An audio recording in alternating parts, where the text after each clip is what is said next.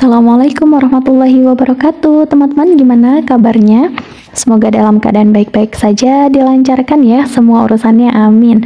Seperti biasa nih, kita akan membahas beberapa soal. Dan teman-teman seperti biasanya ya, boleh untuk menjawab soalnya nanti akan kita bahas bersama langsung ya. Yuk langsung saja kita bahas dari soal nomor 1. Sebuah keluarga merasa perlu meningkatkan komunikasi dan kebersamaan di antara anggota keluarga. Mereka menyelenggarakan kegiatan berkumpul setiap minggu untuk berdiskusi, mendengarkan satu sama lain dan saling mendukung. Tindakan ini dapat dikaitkan dengan salah satu pilar negara, yaitu, ya silakan 15 detik dimulai dari sekarang.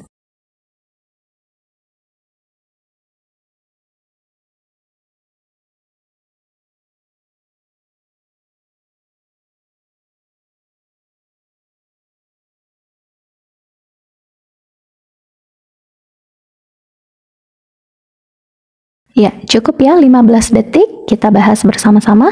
Kalau dirasa waktunya masih kurang, boleh di pause dulu videonya, silahkan dilanjutkan ya.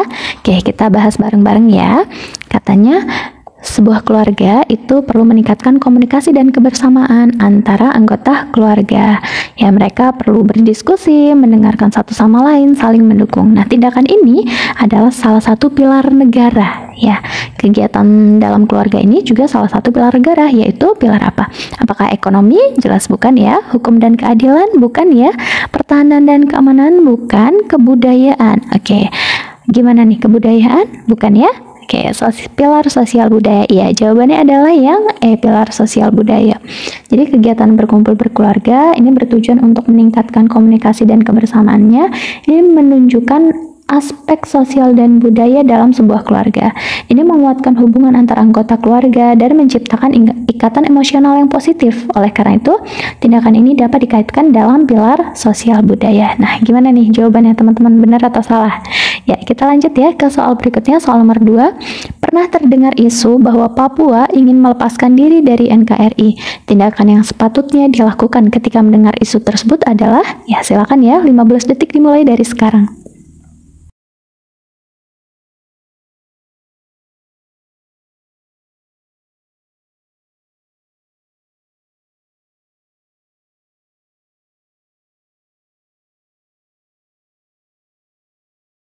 Baik, 15 detik sudah cukup karena soalnya gampang ya. Saya yakin nih teman-teman benar semua nih jawab soal nomor 2. Ya, jadi kalau ada sebuah wilayah ingin melepaskan diri dari NKRI, kita harus bagaimana? Apakah membiarkannya karena bukan termasuk urusan pribadi? Bukan ya. Ya, ini termasuk dalam nilai bela negara nih. Segera melaporkan kepada pihak yang berwajib, ya melaporkan ya dengan kepada pihak yang berwajib ya. Bersikap masa bodoh terhadap upaya yang dilakukan, jelas ini bukan tindakan yang benar. Kemudian acuh terhadap aksi yang dilakukan karena sudah ada lembaga yang berwenang, ya ini bukan ya, bukan jawaban yang benar ya. Kemudian menjauh karena takut dihasut masuk, ya bukan jawaban yang benar. Tentu jawaban yang benar adalah yang B. Segera melaporkan kepada pihak yang berwajib, tentunya dengan disertai oleh bukti-bukti ya. Nah, saya yakin ya soal nomor 2 benar ya. Yuk kita lanjut ya ke soal berikutnya, soal nomor 3. Sebuah panitia seleksi penerimaan pegawai pemerintah harus memilih calon pegawai berdasarkan meritokrasi dan kompetensi. Namun, seorang anggota panitia bernama Andi menerima tekanan dari seorang pejabat tinggi pemerintah untuk memilih calon yang memiliki hubungan pribadi dengan pejabat tersebut, seperti kerabat jauh atau anak dari sahabatnya, meskipun calon tersebut kurang kompeten. Menurut Anda, apa yang harus dilakukan oleh Andi? Ya, silakan 15 detik dimulai dari sekarang.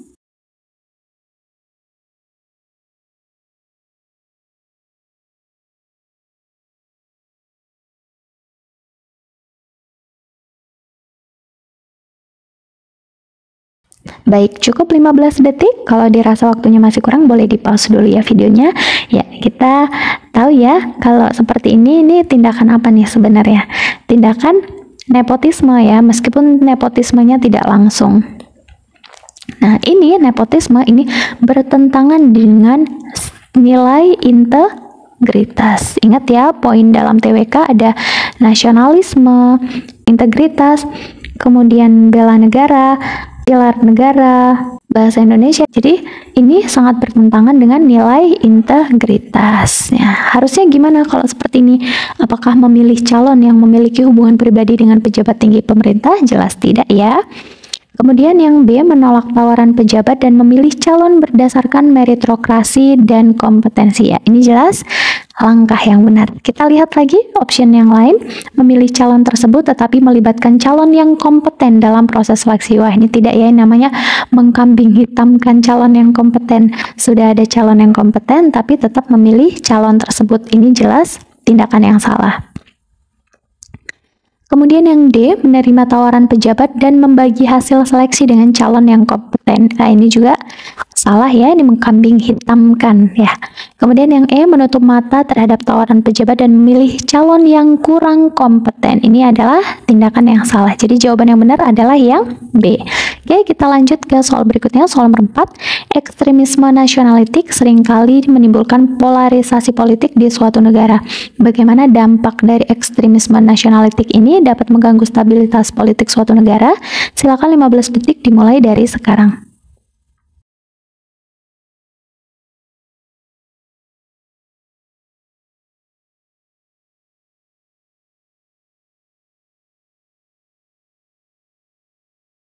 Ya, cukup 15 detik. Oke, jadi ada kata-kata baru nih, ekstremisme nasionalitik. Ekstremisme nasionalitik itu apa sih? Ekstremisme nasionalitik itu adalah sikap atau pandangan yang ekstrim dalam mempertahankan atau mempromosikan kepentingan nasional dari sebuah negara ya. Hal ini melibatkan keyakinan yang sangat kuat pada superioritas atau keunggulan sebuah bangsa ya, dengan meniadakan atau menolak keberagaman budaya, bahasa, atau identitas lain yang berbeda. Nah, ketika pandangan nasionalistik ekstrim ini dianut oleh sebagian kelompok, ini dapat memperkuat perpecahan antar kelompok-kelompok yang punya pandangan politik atau budaya yang berbeda. Hal ini dapat menyebabkan konflik internal ya, yang dapat merusak stabilitas politik sebuah negara. Nah, polarisasi politik yang tajam ini dapat memperkuat kesenjangan antara penduduk dan penentang ideologi nasionalitik. Hal ini sering banget menghambat kompromi politik yang diperlukan untuk menjaga stabilitas, mengarah pada situasi yang lebih tegang dan potensial konflik. Jadi, bagaimana dampak dari ekstremisme nasionalitik ini? Jadi, apakah meningkatkan kepercayaan antara pemerintah dan oposisi? Jelas tidak ya. Apakah menimbulkan ketertiban sosial yang lebih kuat? Jelas tidak ya. Memperburuk polarisasi politik dan memicu konflik internal? Iya, ini adalah jawaban yang benar.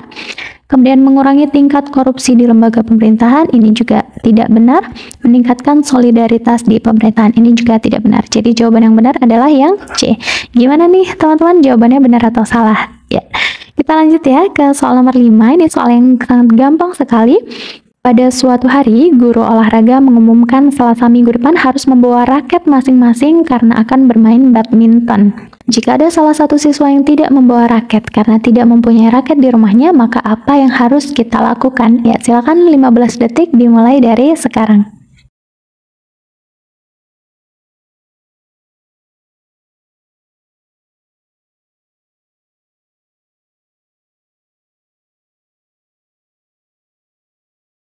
Ya, cukup 15 detik, teman kita nggak punya raket, kita harus apa? Menggunjingnya. Gimana nih? Menggunjingnya benar atau salah? Ya, jelas salah ya. Mengejeknya jelas salah. Menawarkan untuk meminjamkan raketnya. Iya, ini adalah jawaban yang benar. Ini menunjukkan rasa kesatuan ya dan kepedulian terhadap sesama. Menjauhinya jelas tidak, mengabaikannya jelas tidak. Ya, jadi jawaban yang benar adalah yang C. Oke, saya yakin 100% benar semua. Yuk, kita lanjut ke soal berikutnya, soal nomor 6. Sering memberi pertolongan kepada orang lain agar dapat berdiri sendiri merupakan nilai yang terkandung dalam Pancasila. Sila keberapa? Silakan 15 detik dimulai dari sekarang.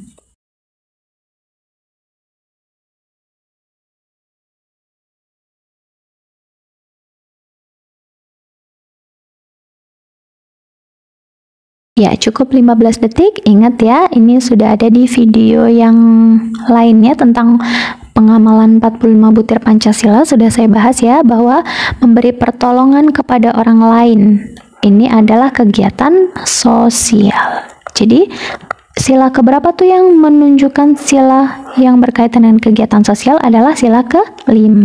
Oke. Lanjut ya ke soal berikutnya, soal nomor 7. Seorang pelajar mengikuti program pertukaran pelajar internasional dan berusaha memahami budaya negara lain. Apa yang paling tepat menggambarkan tindakan ini dalam konteks nasionalisme? Ya, silakan 15 detik dimulai dari sekarang.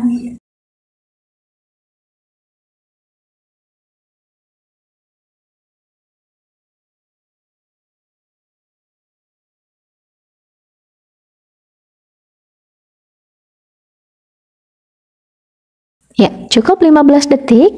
Ya, katanya pelajar mengikuti program pertukaran pelajar internasional dan berusaha memahami budaya negara lain. Boleh nggak kita memahami budaya negara lain? Jelas boleh ya, tetapi kita harus tetap mencintai budaya sendiri. Apakah dia akan kehilangan identitas nasional? Tidak ya.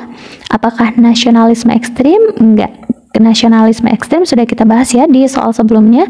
Kemudian tindakan nasionalisme sejati, iya. Ini benar, tapi apakah ada opsi yang lebih benar? Kita lihat yang D, perilaku yang tidak relevan dengan nasionalisme. Tidak ya.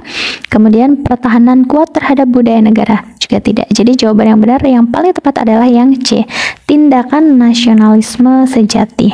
Jadi memahami budaya negara lain ini adalah tindakan yang positif ya, yang dapat membantu memperdalam pemahaman tentang budaya sendiri dan mempromosikan perdamaian serta pemahaman lintas budaya. Gimana teman-teman, jawabannya benar atau salah nih? Ya, kita lanjut ya ke soal berikutnya, soal nomor 8.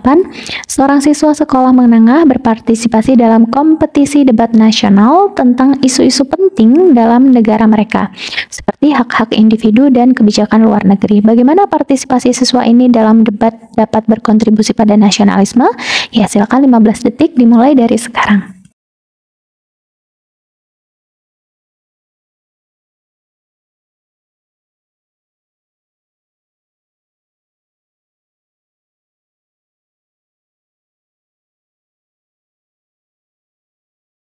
Ya, cukup 15 detik.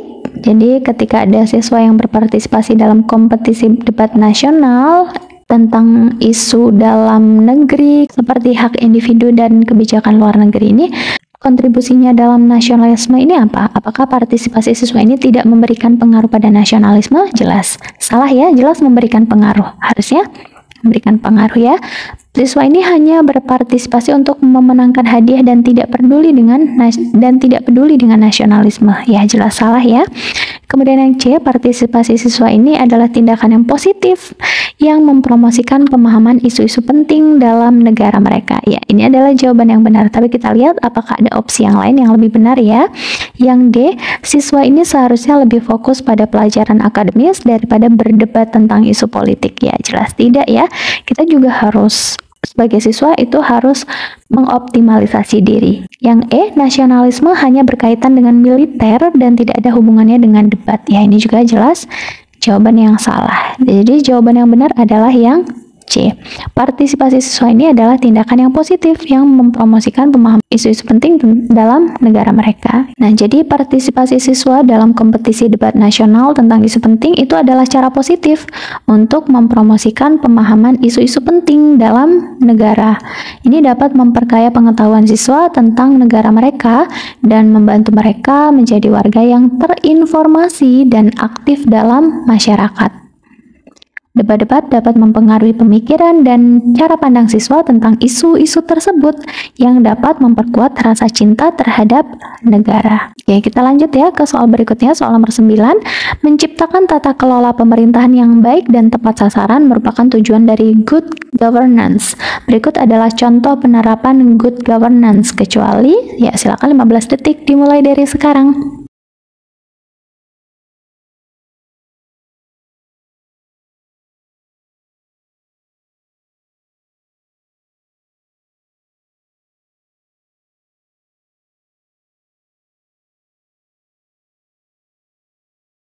Oke, cukup 15 detik. Ya. Good governance itu ada penerapannya. Apa saja? Kita lihat opsi yang A, bersifat terbuka dan responsif terhadap kepentingan masyarakat. Good governance bukan? Iya. Yang A benar ya. Kemudian mengedepankan kepentingan masyarakat. Ya, jelas ini adalah good governance.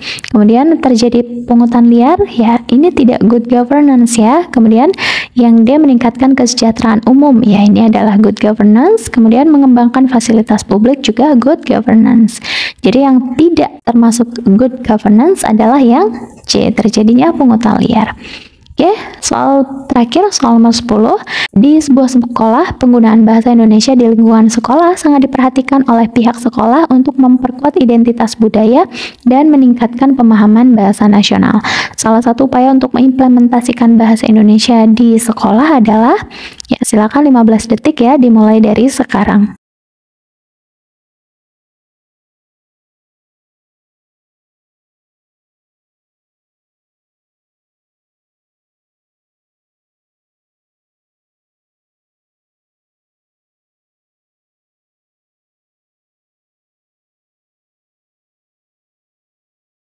Oke, cukup 15 detik.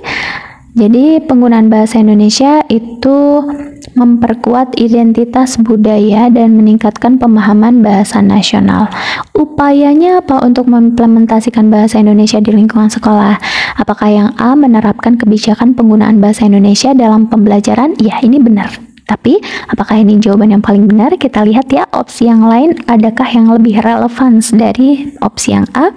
Yang B memfasilitasi pelatihan bahasa asing bagi siswa. Ini bukan konteksnya, konteksnya adalah dalam bahasa Indonesia. Yang C memberikan penghargaan kepada siswa yang menggunakan bahasa Indonesia yang baik dan benar. Ya, ini benar. Tapi, yang mana nih yang paling relevan? Kita lihat ya, yang D mengadakan kegiatan kompetensi bahasa asing, ya bukan ini konteksnya ya, yang D ini sama dengan yang B. Meniadakan pelajaran bahasa Indonesia dari kurikulum sekolah, ya ini jelas bukan. Jadi kita punya dua opsi nih, yang A dan yang C. Mana yang paling relevan dengan soal, yang paling menjawab persoalan yang ada dalam soal atau permasalahan yang ada dalam soal? Apakah upaya implementasi bahasa Indonesia itu dengan menerapkan kebijakan menggunakan bahasa daerah? Oh sorry, saya tadi salah makna ya. Saya tadi pikir ini adalah bahasa Indonesia nih, ternyata bahasa daerah ya. Jadi jelas bukan. Jadi jelas jawaban yang benar adalah yang C. Sorry ya. Oke, teman-teman boleh komen di kolom komentar dari 10 soal benar berapa. Kalau ada yang kurang, teman-teman boleh komen, tapi ingat ya, harus selalu komen dengan komentar yang membangun.